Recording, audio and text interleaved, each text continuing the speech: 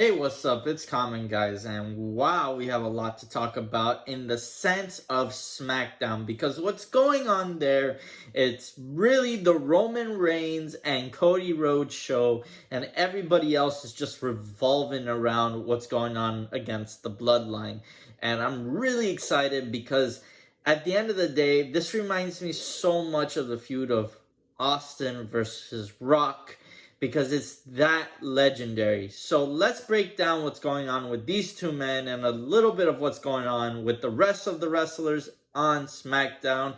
So here we go. Our story begins when Solo challenged Cody Rhodes in a steel cage match for the undisputed WWE Champion title. The match itself is really good if you watched it.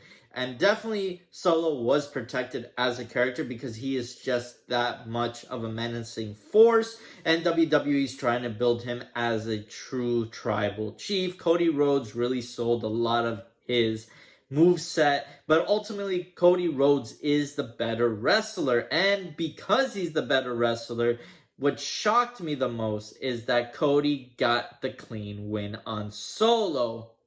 And it's right after this 1, 2, 3 count that all hell broke loose. Because the minute the match was over, the bloodline started climbing up the cage while Cody was locked inside. Obviously, the numbers game is in full effect and Cody got a beat down.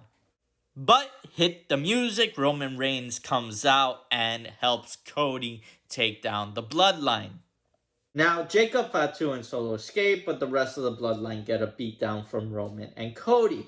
Ultimately, this leads to Nick Aldis trying to form a tag team match, Jacob, Fatu, and Solo versus Roman and Cody. And of course, Roman's stance is that he does not need Cody Rhodes. This is bloodline business, this is family business, and Cody has no place in being part of this matchup. Well, Cody ultimately does decide to join Roman despite Roman not really needing him because Cody wants to kill the bloodline finally and forever.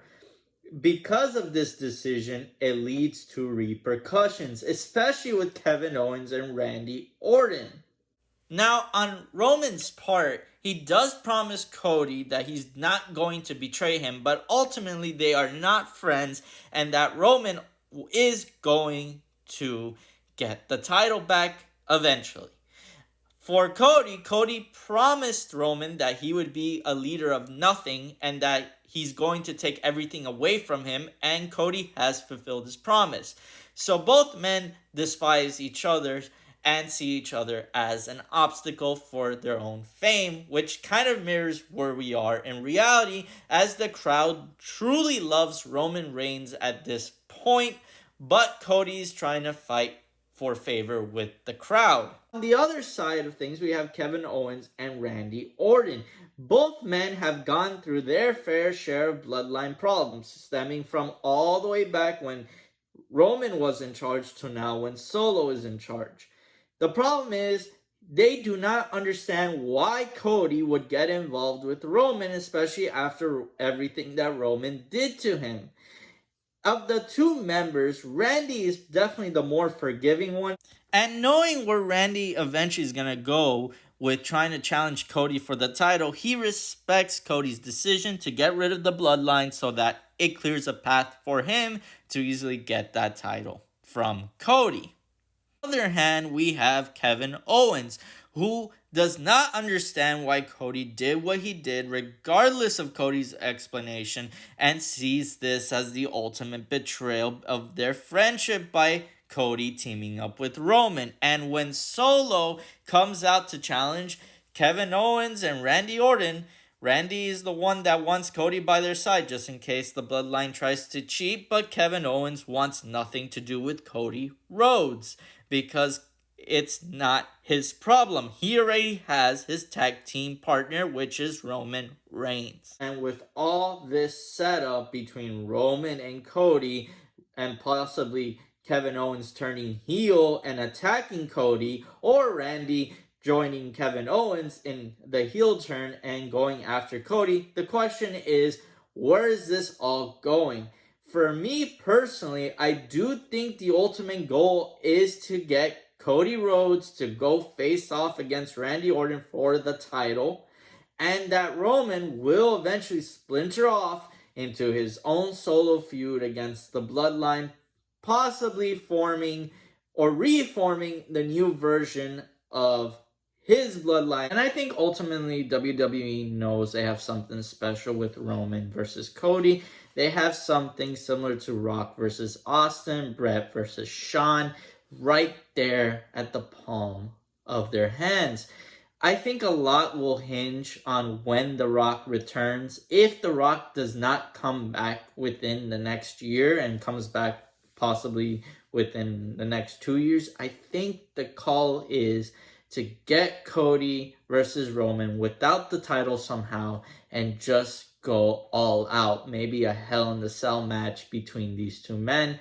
I think WWE knows that these two men will forever be within each other's orbit no matter how popular they are, because they will always be so close in popularity with one another. It's a great time for rivalries, and this is the it rivalry for right now. Now, as we move forward, we have Nia Jax and Bayley confirmed for Bad Blood. I'm excited to see this rematch because their SummerSlam match was really good and it should make for a great match. I do think Tiffany Stratton will cash in on this match because there has been a lot of friction between the two women. For the final major story, we have LA Knight. LA Knight has defended his title against Andrade, has successfully beaten Andrade, and he refused to shake Andrade's hand, which has led to friction between these two men.